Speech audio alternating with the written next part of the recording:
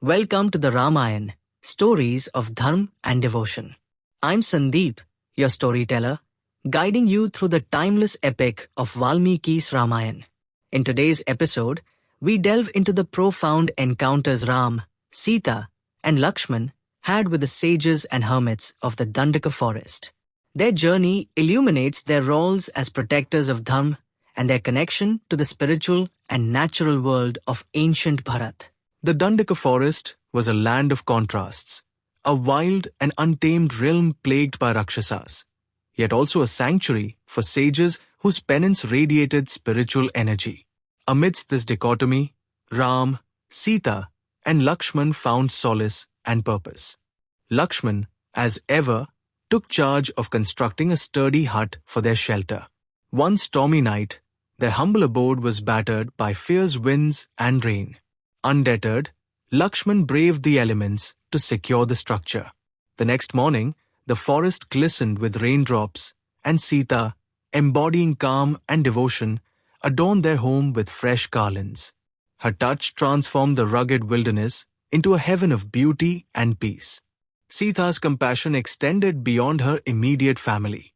One day, she discovered an injured bird near their hut.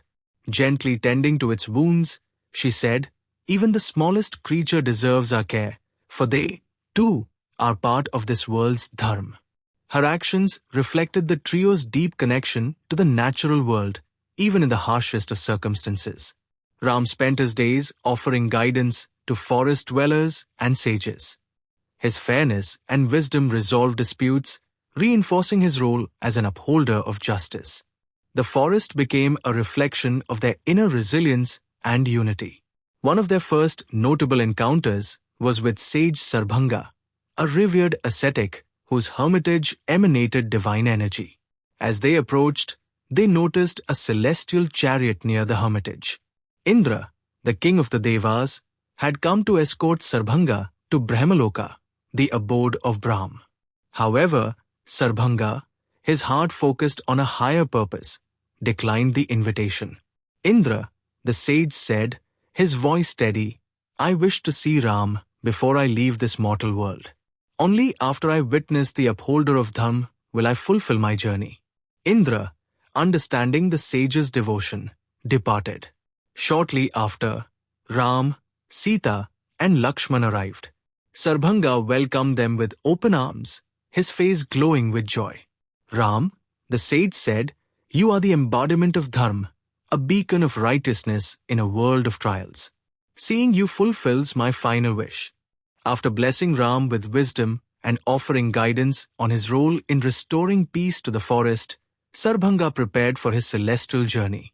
He performed a sacred rite, invoking the divine, and entered a pyre. As his earthly form was consumed by flames, a youthful, radiant figure emerged and ascended to Brahmaloka, leaving behind an aura of divinity that lingered long after. His renunciation was the ultimate act of surrender to Dharm, leaving an indelible lesson of selflessness. One day, amidst the serenity of the forest, a crow disturbed their peace. Unbeknownst to Sita and Ram, the crow was Jayanta, the son of Indra, who had taken this form out of arrogance. In a moment of folly, he pecked at Sita's tender foot, drawing blood. Seeing her discomfort, Ram's eyes filled with calm resolve. Plucking a blade of grass, he infused it with divine energy and sent it flying after the crow. The blade, now a fiery missile, pursued Jayanta relentlessly across mountains and rivers. Desperate, Jayanta returned to his original form and fell at Ram's feet, begging for mercy. "Lord, forgive my foolishness," he pleaded. "I have learned my lesson." Ram, embodying both justice and compassion, said, "You sought to test me and harm Sita, yet your repentance shows your understanding of Dharm. Let this be a lesson to you and others." As a token punishment, Ram rendered one of Jayanta's eyes ineffective, sparing his life. Even in delivering justice, Ram displayed mercy, reinforcing the values he upheld. As the trio journeyed further, they encountered Sage Sutikshna, a disciple of the great sage Agastya. Sutikshna's life was a testament to unwavering devotion. After completing his education under Agastya's guidance, he had asked his guru for a Guru Dakshina, a token of gratitude. Agastya had made an extraordinary request: "Bring Lord Ram to me, so that I may speak with him." At the time, Ram had not yet taken birth on earth, but Sutikshna's faith was unshaken. He retreated to the forest, constructed an ashram, and began meditating on the name of Ram. With every breath, he chanted, "Jai Shri Ram." Years turned into decades, and Sutikshna, sustained by his devotion alone, grew frail and weak. Yet his faith remained unbroken. Finally, the moment he had awaited arrived. Ram entered the forest, and their paths crossed. Upon seeing Ram, Sutikshna's eyes filled with tears of joy. Falling at Ram's feet, he said, "My lord, my years of penance have been rewarded. Your presence is all I have ever sought." Ram embraced Sutikshna warmly, his heart moved by the sage's devotion. After conversing with Sutikshna and receiving his blessings, Ram learned of sage Agastya's wish to meet him. Sutikshna, his mission fulfilled, guided Ram to Agastya's hermitage.